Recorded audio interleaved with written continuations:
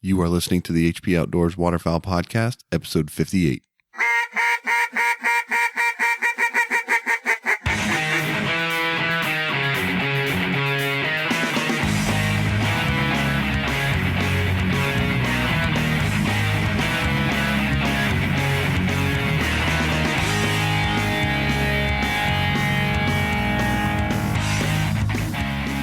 This week on the show, we're talking hunt-life balance, and we're going to give you some tips on how to spend more times in the outdoors.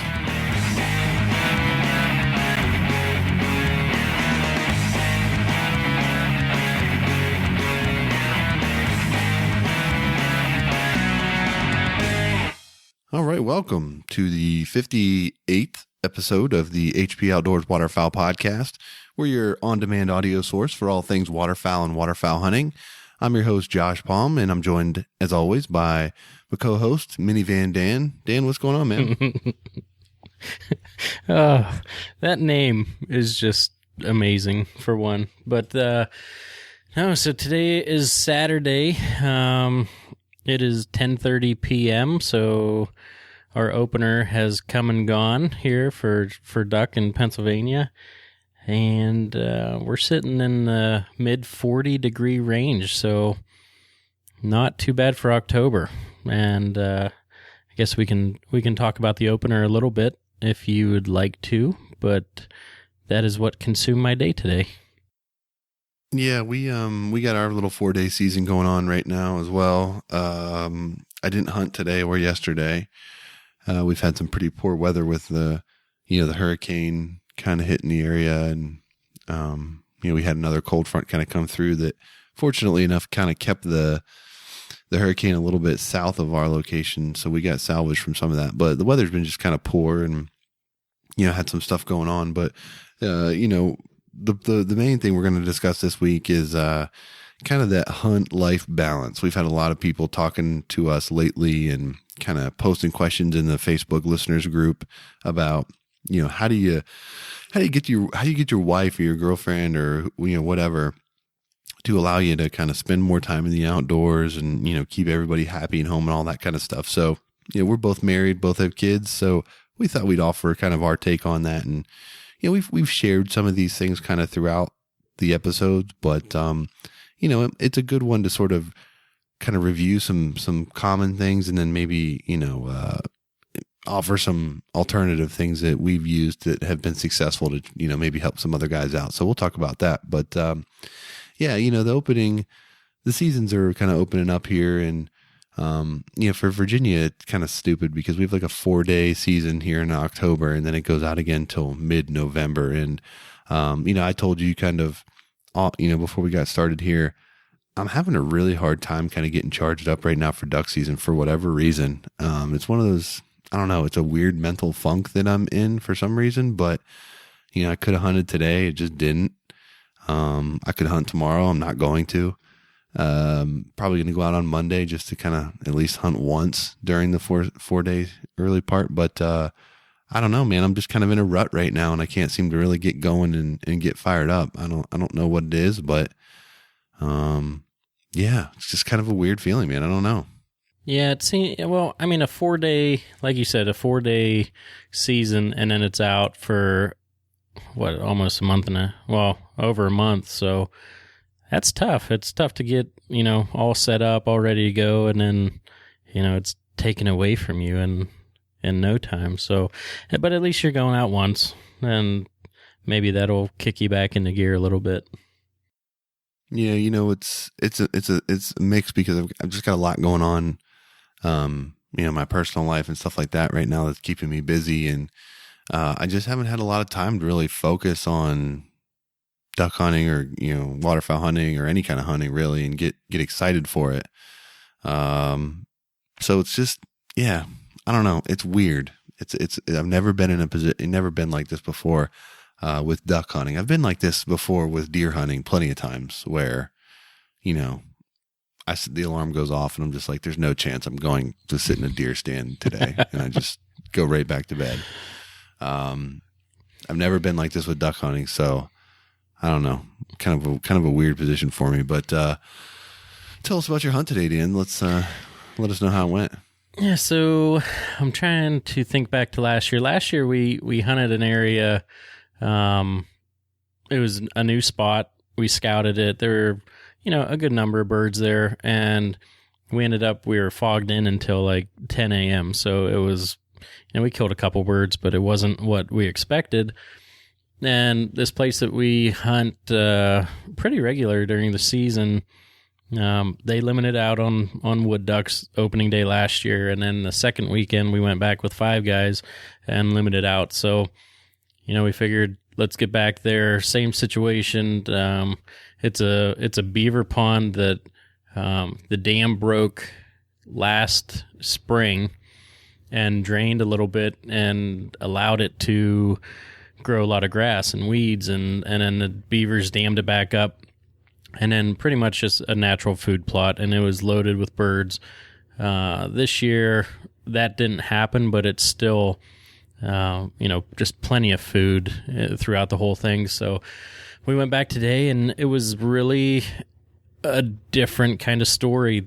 First light, we're counting down the minutes: 11, 10, 7 minutes, 5 minutes, and then 3 minutes, 1 minute. And then we had not seen any birds. And it was, you're always seeing birds 5 minutes before shooting light because they always tease you like that.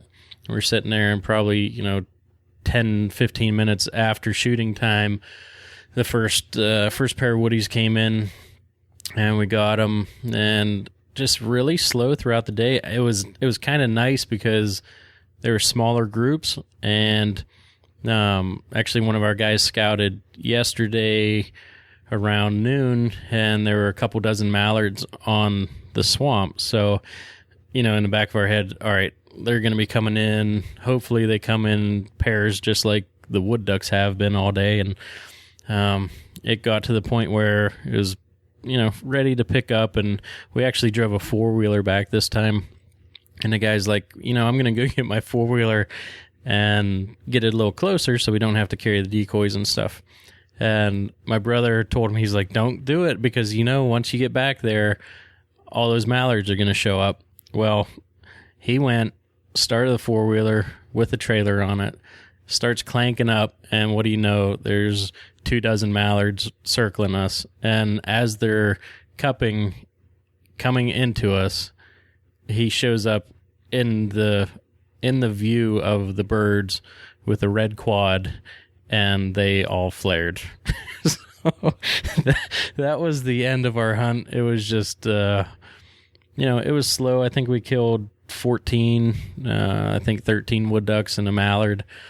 But right when it was getting good, it kind of shot us in the butt. But it always seems like that happens if you're picking up decoys. That's when they come in, or if you go and get your quad, then that's also when they come in. But it is what it is. It was a good morning. It was good to be out and have the birds buzz you when it's still a little bit dark. And it definitely, you said that you're a little bit in a rut, in a funk, and like everyone knows, I went to Colorado, and really duck hunting was on the back burner the whole summer just because I was getting in shape for Colorado and the mountains and everything like that. But this got me pumped up. I hunted the last day of goose, and we had a good shoot, so that got me fired up, and this definitely has me ready to get back in the swamps after these guys. Yeah, that's a good, a good start for sure. And, that you guys hunt that spot a good bit. So it's not a terrible thing that you didn't, shoot into that big flock of mallards, right off the bat, so, and there wasn't much shooting. We're not far from a bigger lake there, and a lot of ponds around. And I mean, the entire morning I might have heard less than double digits in shots, which is very rare. Yeah, that's interesting. Well, I don't know what your weather was like up there, but, here I woke up and I just saw it pouring rain, and, I was like, well, I don't think I'm missing much out there today, to be honest with you. It's supposed to be nice the next 2 days, and you drop it down into the 40s overnight. So hopefully a couple cool mornings will kind of help calm things down. And, our area, like a lot of areas, had been so dry over the summer. We just had, about a week and a half ago, a bunch of rain, and then, a bunch of rain in the last couple of days. So hopefully some of those, the wetlands are starting to fill up with a little bit of water, and, with the sun being on them, being drawn down like you were talking about this summer because of drought conditions, hopefully we'll have some good feed and, get some good duck action in there before everything starts to get too cold and froze up, here maybe into November and stuff like that. So I'm optimistic that we'll have a good opportunity at some birds, but, I think probably I'll go ahead. I was going to say, I have two other things to talk about with this hunt. And the one, I guess it's debatable, but and we can talk about it, but it was overcast. It was spitting rain, and then it would drizzle and then rain and whatnot, and you hear the phrase, "This is a perfect duck day." Mm-hmm. Ducky weather. This is ducky weather. So what is ducky weather? To me, ducky weather is not clouds and stuff like that. That's exactly what I said. Traditionally, it is. That's what people think of when they think of ducky weather. But, clouds and stuff like that make it easier for the ducks to see and pick things out. So I'd like clear skies, sun, and some wind. That's my ideal conditions. You get, especially, if you're hunting like a beaver pond, for example, you get the sun up in the sky, you get shadows, that you can hide in, you get glare off the water, stuff like that. When you don't have that, and it's just that matte gray kind of cloud cover, it really makes your hide that much more difficult. And I don't know. I don't know where the term ducky weather comes from, because everybody says that when it's like rainy and crappy outside, but that's not the best weather to harvest birds, in my opinion. Yeah, I think it's maybe it's like waterfowler weather. Like, it doesn't bother us to be out during those days, and you can still kill birds. But like you said, it flattens everything out. So every movement, if you're looking up and you're not completely covered on your face, like, you're definitely shining, and compared to everything else that's just totally drab. So yeah, I totally called that one out. I'm like, I'm not so sure that it is the ducky day, but nonetheless, we had a good shoot, so I'll take it. Second point, going back to motion, and it's my favorite thing, but man, the times that I'm sitting there, and even if birds are not, okay, so we're in a beaver swamp, and there are pines and tall trees all around it. So you don't have a lot of time to see birds diving into this spot, which is, normal for a lot of people. But some people, field hunt or hunt big water for birds, and you can see them a long way off. We don't have a lot of time. So as I'm sitting there, I'm playing with my jerk rig, like just keeping it tight, moving it, making sure there's ripples. And just so many times that birds come over, like from behind us, dive right in that we didn't even see. So, for guys that might not have too much luck calling, or new callers, get a little bit of motion in your spread. It's definitely helpful, and it definitely pulls birds in. And on, the gray days like today, it takes so much attention away from you and onto where the birds are actually at, or where your decoys are at. And it's a game changer if you don't have it. So that was another point I had.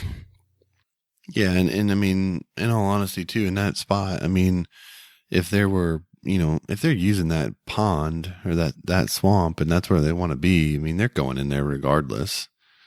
And particular with woodies, they just dive bomb right into that spot if that's where they, where they're looking to be. But it's a good point that, especially later in the year after they've been shot at a little bit, it might be a little bit harder to get them comfortable coming in like that. So, the jerk rig can definitely help just kind of create a little bit of motion in the water and, help hide you a little bit better, so to speak. No doubt. And my last point about the whole, not thinking about duck season and whatnot, I did some walleye fishing in the spring, and that's when I realized that I did, in fact, have leaky waders. So this whole week building up to today, I was hoping the weather was a little bit warmer because I knew that I would be wet. So I just wanted to get your thoughts on the whole breathable wader, since you're a breathable guy now from the neoprenes. I do have a pair on order that should be here this week, and maybe we could just speak to that a little bit.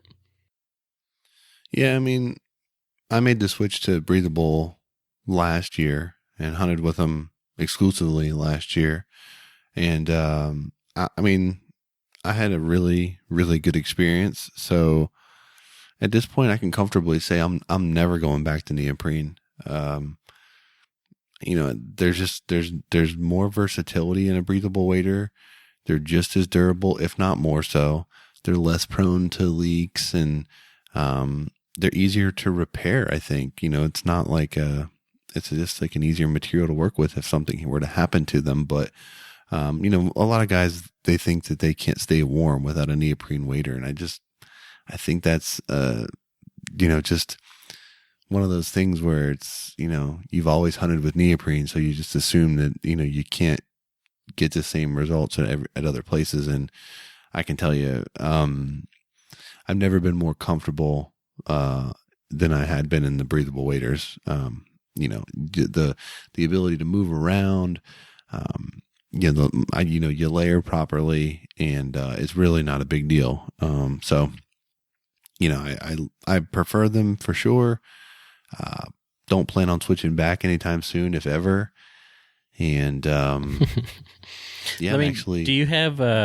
Did you go with the stocking foot or the boot foot? I have the boot foot. Yeah. Okay.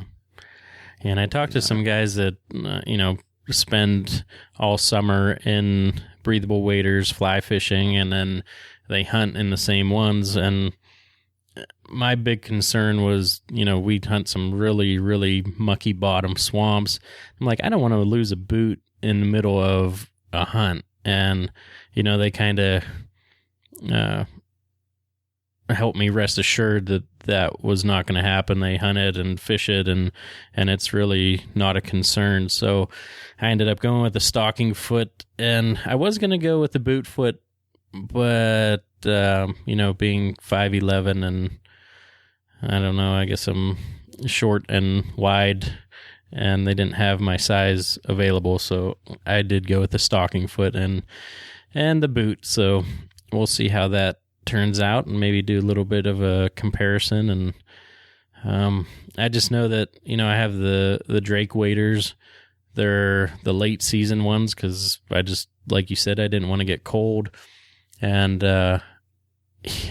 when you're walking through the swamp and you struggle to pick your leg up over some of the trees that are down, it gets old. And when you're walking through snow to get to a spot and you can't lift your legs up, it's just not worth it. I had to make a change, so I figure why not? It's time to do it. So, these guys are getting, the ones that I talked to, they're on year 7 and year 8 in this specific wader. So I spend a little bit more money and quadruple the amount of years that I get out of the wader.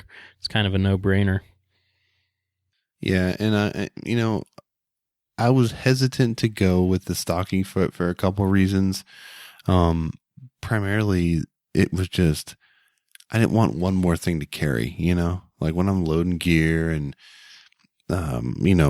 doing all that, I didn't want a separate boot to have to worry about. I worried about, not so much just the mud coming off or my boot coming off in the mud, but just the mud, the impact of mud on boots, and, degrading the quality, the integrity of the lace, or, I know some of them, the style now, they have like the little ratchet on them that you can just turn and it kind of tightens up. And I don't know if that'll function properly if it gets mud jammed in there. I don't really know. I didn't go with that one. Yeah, I'll be interested to see how your experience is with them and all that kind of stuff. I mean, guys are definitely using them, and like we've talked about, I mean, I think the wader market in general is trending towards breathable. I mean, open a waterfowl catalog and compare it to one of 3-4 years ago.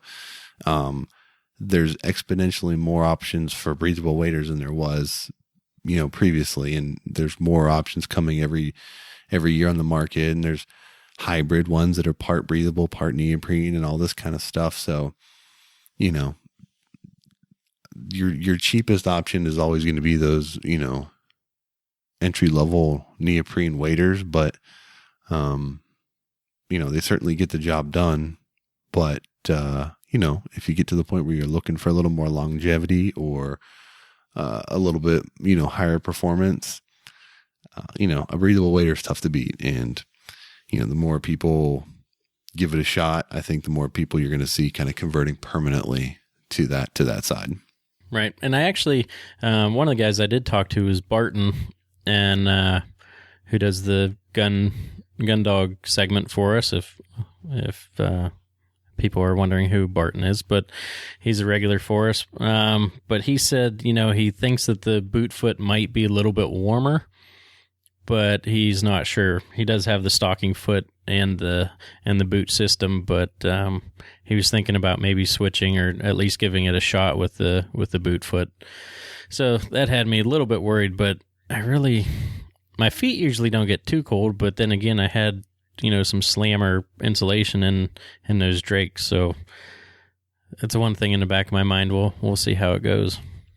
Yeah, I mean, my boot foot breathables have 600 gram thin slit in them, and I usually just wear like a regular pair of like athletic socks or something like that to wick, like a wicking type base layer sock, and then just like a wool outer, and I'm good. I mean, the thing that I would worry about with a boot foot like yours is, it's got like the neoprene sock that goes over your foot as part of the wader, and then you're going to stuff that into the boot. I worry about my feet being crowded in the boot, because you got to have some of that room in there for your feet to breathe, or you will get cold. So it'll be interesting to see how much wiggle room there is. And because, a thing of neoprene around your foot's probably going to be thicker than, or comparable to a wool sock in thickness, I would imagine. But I don't know. Right. I never really played with them that much. But yeah, and you do, size up one shoe size from your regular boot. So, hopefully I have enough room. I should have plenty of room. We'll see. Yep. Only time will tell. Yeah. All right, let's shift gears a little bit here and get into sort of the main topic and talk a little bit about hunt and life balance and kind of how we go about doing it, because, a lot of guys struggle with this. You got kids at home and wives and work and everything else. And, your wife isn't always super excited for you to just go spend half the day in the, in the swamp when, you got other things going on. So, let's talk a little bit about how we deal with that. And why don't you start us off, Dan? I mean, you got a little bit more of a challenge than I do. Your kids are younger than mine. You've got like half a basketball team that you're working with now. So 60%. Why don't you tell us how you get, how you go about dealing with it?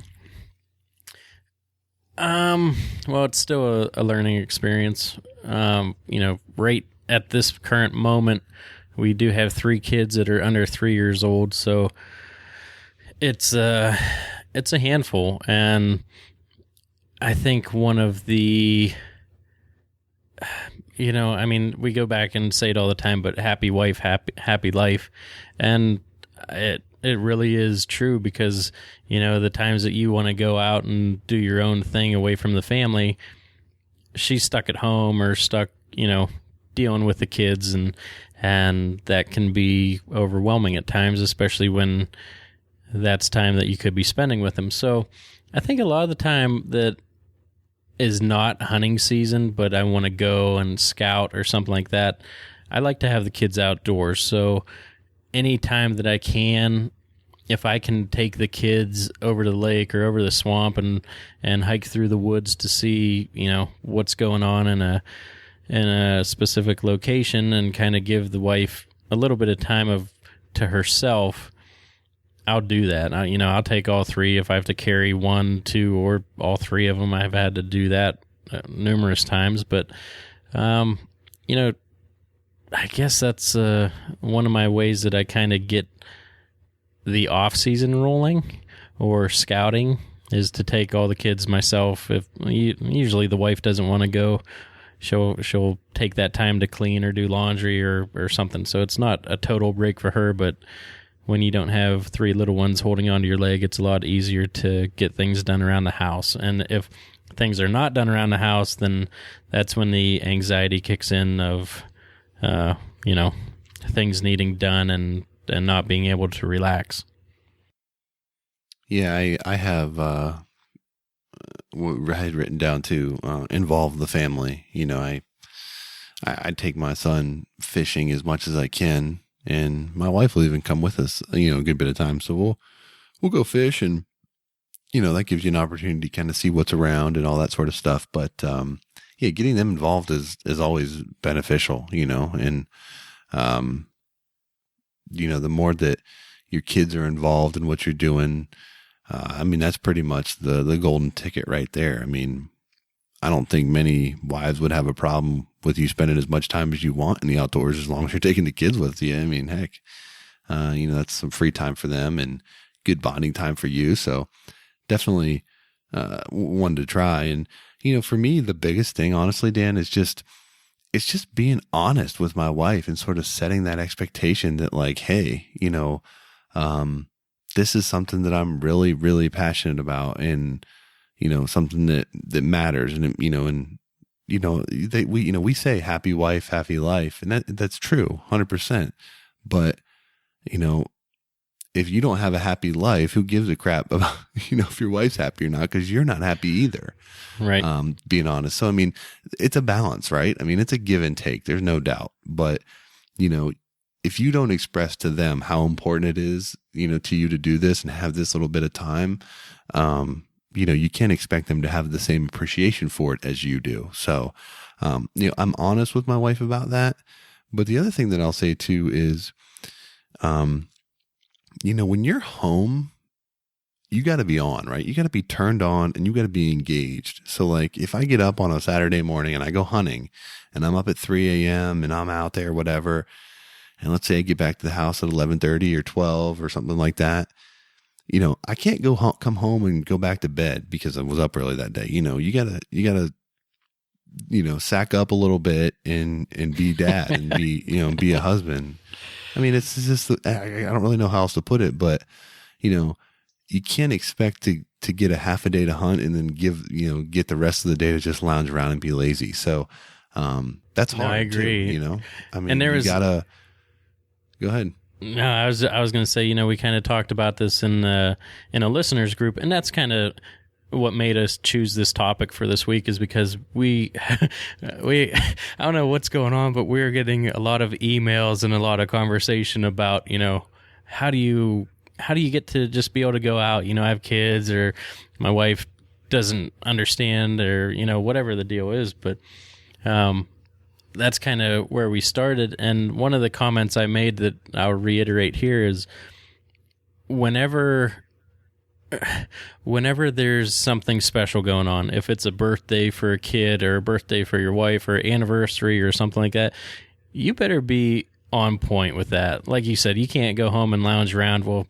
same thing. Like, she sees how excited you are for the duck opener, like days of preparation, going into that, cleaning all your stuff, making sure you have everything. You probably have a checklist of everything you need in your blind bag. When that anniversary comes around, you better have a little bit of a plan. Or when that birthday comes around, put some thought and excitement into that as well. And same, like you said about being on point as a dad and whatnot, kind of shut off the outside world. And we were talking about that before we got online here, is social media and whatnot. Being present as a father and a husband scores you so many points compared to if you're sitting there just, on your phone, on Facebook, on Instagram, 90% of the time when your kids are sitting there trying to talk to you, or if your wife's trying to have a conversation. Be present, be in the moment. And I think that is a very big point if you're trying to get out and do stuff for yourself, such as duck hunting. Dude, no doubt. I mean, take duck hunting or just hunting in general off the table for a minute. Think about how hard it is to just be present when, you got Facebook and Twitter and all this other crap on your phone. You got, college football going on in the background. You got stuff going on, kids' activities or whatever on the weekends. I mean, it's hard enough to stay engaged the whole time and whatever. But, just like you said, you better not mail it in if you think you're gonna, be able to, plead your case to your significant other about, getting some time outside. You really do kind of got to earn it. And it's hard to do when you've, got up early and you went hunting and you came home and you got, a birthday party to go to or something like that. You gotta figure that out and just kind of, get through it. And I'll tell you right now, if you're tired and you're not feeling great and you don't want to go to do whatever your wife wants to do, you got to learn to fake it, because, that'll be a surefire way to cut it off pretty quick. So sometimes you got to be a good actor and, kind of play ball, so to speak, to make it work. But, this kind of dovetails into something that I learned sort of the hard way, that helps, not just being present with the family or whatever, but like plan stuff, right? I mean, like plan fun activities for the family that you can do around your duck hunting time. Let me give you an example. This time of year, pumpkin patch, Farmville, whatever they're called, everyone, wives love that crap, right? They tear that stuff up. Kids love it, whatever, good time. Plan that kind of stuff. Be like, hey, what do you say this afternoon we hit the pumpkin patch, 1:00, whatever, grab some lunch, go to the pumpkin patch, do a family thing. Guess what you're doing all morning? You're duck hunting, of course, but that allows, the kids to, the wife to kind of get the day started at home, sort of get everyone rounded up together and all that kind of stuff. You roll back, take the family out to lunch, go to the pumpkin patch, call it a day. I mean, that's fun, and that's going to go a long ways. And it's important because your wife will think that it's like, something that you want to do and that you planned, all that kind of stuff. So the whole planning part of it is a big deal.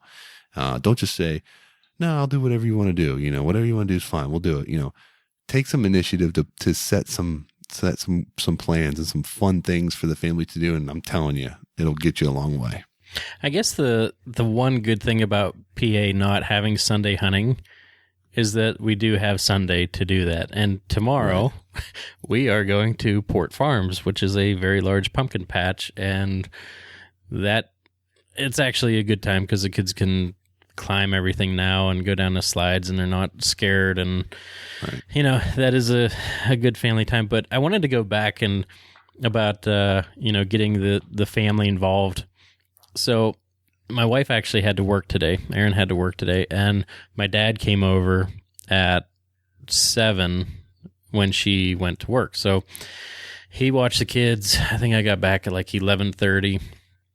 And, I had a couple ducks in the back of my truck. And I was like, you know what? I could let them, kind of chill out here on the tailgate in the garage, and I can go try and put them to bed or feed them or whatever, put them down for their nap. I was like, you know what? With all this talk about natural food and everything, we tell the kids every time, if we have bacon, we ask them what animal it comes from. They know it comes from pigs. Like they know where the hamburgers come from. They know where chicken nuggets come from. They know, we try and teach them everything about that. So I was like, you know what? Yeah, all three of you are sitting on the tailgate right now. So right in front of them, pluck the birds out, start breasting them out. And Sadie's like, are we going to eat those? Yes, we're going to eat those. Oh, I love ducks. They're so good. So, I mean, she's never even tasted a duck yet, but just to know that, when you do harvest that and bring it home, that, it's going to be on the table, and they're to the age now that they can see that and realize that. So Dawson's sitting there just poking the dead birds, and they're ready to go. So that was just a cool experience. My dad had left already, but just to see them interested in that, and to realize, what, if we do go hunting and bring something home, that we're going to take care of it. And I'm not sure how I'm going to prepare it yet, but it's in the fridge and waiting. So we'll have to get some recipes sent up here. Well, if your kids wake up with night terrors tonight, you know why. Oh, man. But yeah, Kelly, too. Oh, I love ducks. I'm like, all right. I find it funny that you tell them where the chicken nuggets come from, and yet you have like a chicken coop with chickens running around in the backyard. Oh, dude. It's kind of morbid, because we'll make some chicken nuggets in the summertime, and I know, I don't know if it was Instagram or Snapchat, but I put a video that Dawson was chasing the chickens around the yard while eating a chicken nugget, and it was just it was something Savage. else. Yeah. Yep. Exactly. That's funny. Well, definitely getting the family involved is important. And, the one thing that everyone always talks about when this kind of stuff comes up is getting the honey-do list. So I don't really want to dwell on that. But of course, if you got stuff that your wife is, your girlfriend, or whatever the deal is, that's asking you to do something, definitely get that crap done before you try to go hunting. I mean, that kind of goes without saying, but I'm actually going to challenge you to try another thing here. Everyone loves to save up their vacation time, right? And use it during hunting season. I mean, I'm the exact same way. Problem for me is my wife saves up her vacation time too.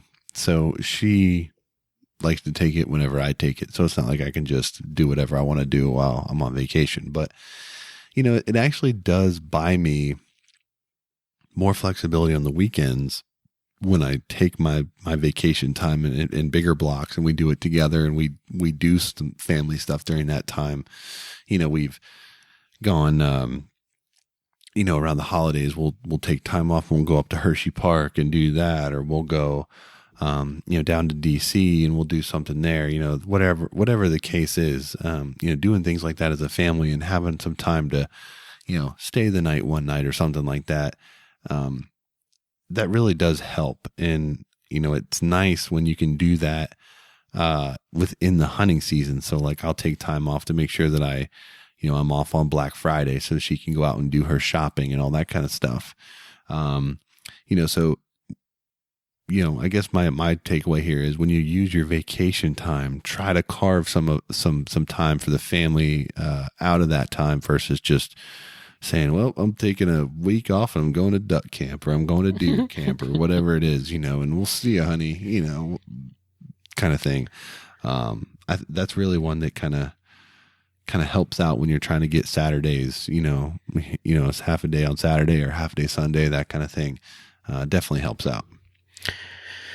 Yeah. I kind of used majority of my vacation on the elk hunt this year, so I can't speak to that one so hot, but we do have,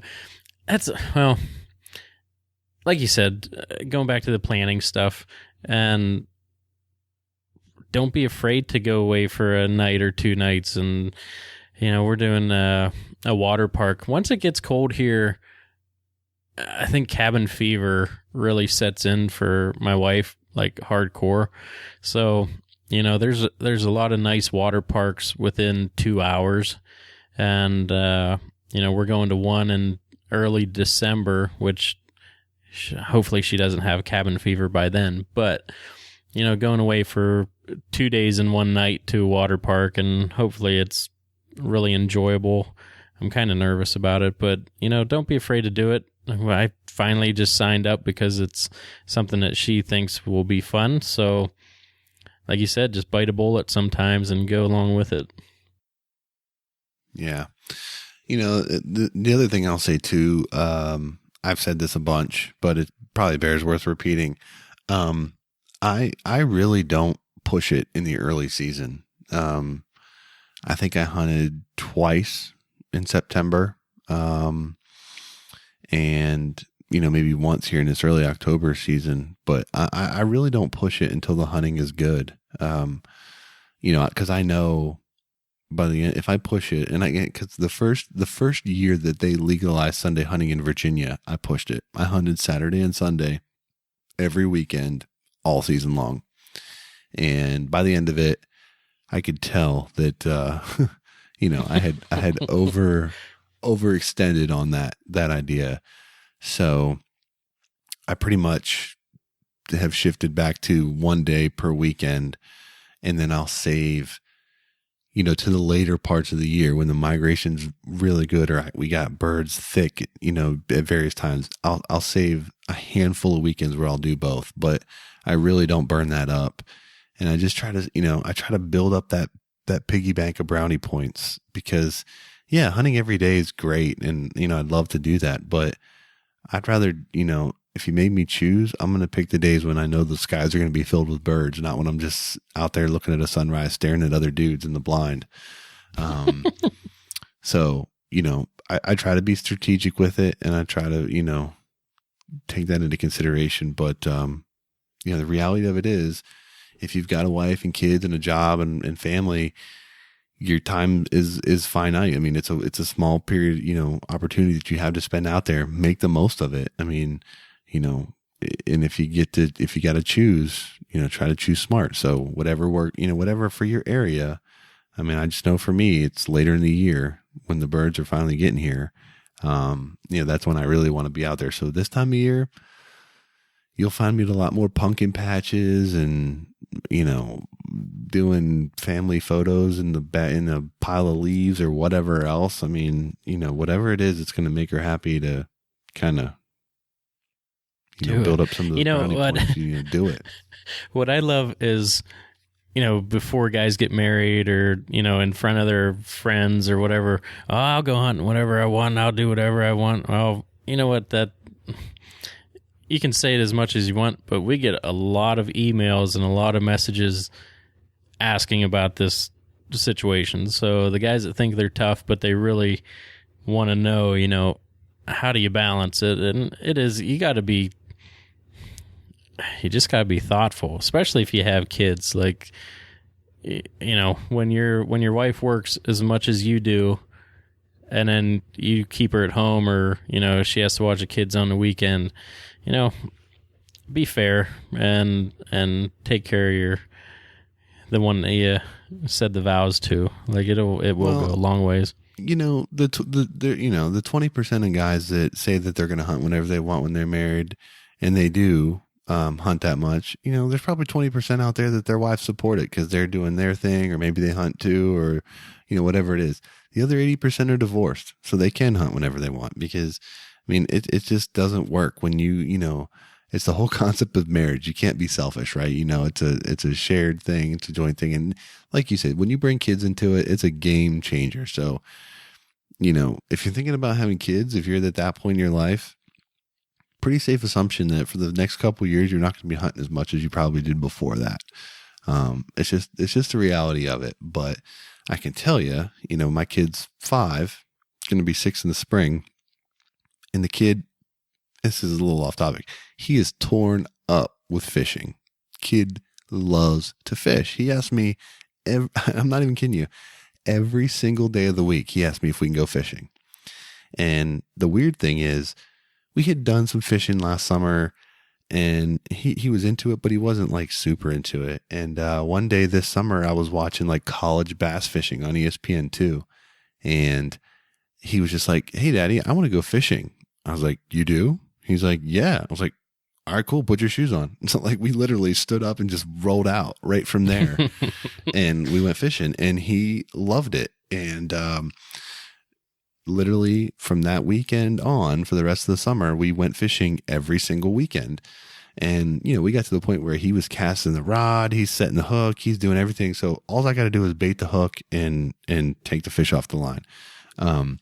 So, which is awesome because he can do his fishing. And when he's fishing, I'm fishing too. So it's like, we're just kind of two dudes out there fishing for the most part, which is awesome. And it really kind of adds to the experience. So, I'm hoping to get him out into the woods here pretty soon and do some hunting and stuff like that. But, when you can get to the point where they're actually with you and you got a full on hunting buddy that you can add to your group, totally an awesome experience. And then you want to talk about, you want to get a free pass to go hunting anytime you want. Here's your two things. One, have your kids with you, or two, have your father-in-law with you.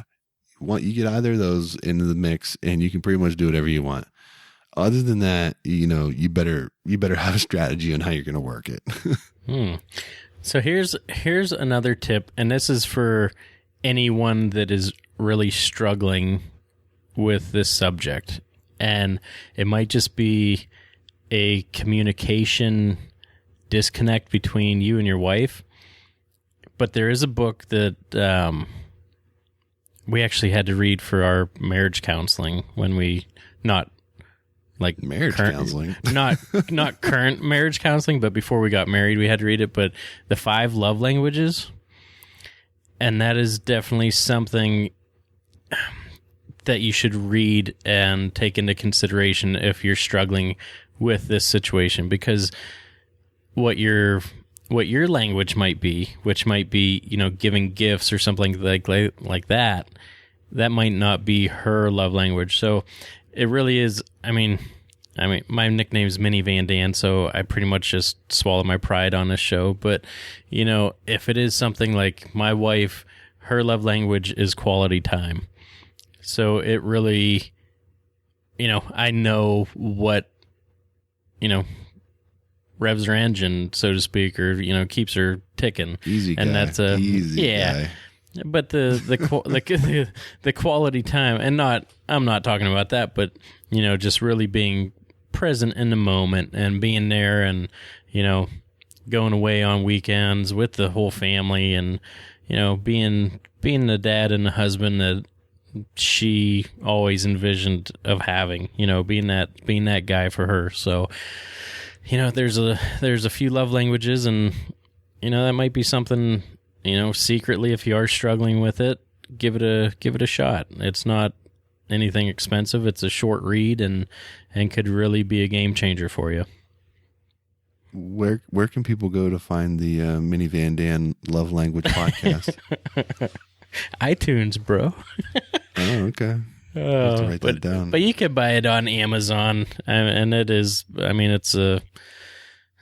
It puts things into perspective, so it's good stuff. Whatever works, whatever you got to do to make it work out, is what you should do. If you want to hunt, and there's no no reason to throw your marriage away or anything like that. It definitely can be done, but I think. The biggest thing is coming into it with a mindset that you're going to have to sacrifice and make some concessions. So like for me, and I'll kind of end it on this for me.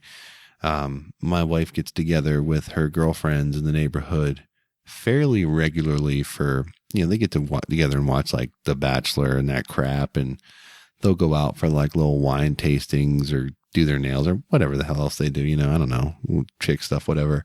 But I always make sure that I say yes to that. And I always, I don't even blink when she asks. I'm like, yes, I'll do it. And, I'll do something with Taylor, and, I don't ever push back on that, so that when I want to do something, and if she ever gives me a little bit of a hard time, I'll be like, hey, look, I sit here and I let you do whatever you want to do pretty much all the time. This is all I ask. I don't ask to do. And here's another thing. Let me just digress here for a moment. I can't say this. I don't know. It's getting deep. No, this isn't deep. I don't know if this is going to be true for everyone, but it's true for me, and I know it's true for you too. So that's what I know. So I'll speak it like that. But, I'm a hunter, right? I'm a duck hunter. I do some deer hunting. I do some fishing. Literally, that's all I do. If I'm not doing one of those three things, I'm either at work or I'm at home or I'm with my family somewhere. I don't go out to the bars. I don't go run around with the boys doing this, that, and the other. I don't do like guys trips to Vegas. I'm not on the golf course, teeing it up, getting hammered every Saturday afternoon, all that kind of stuff. I don't do any of that.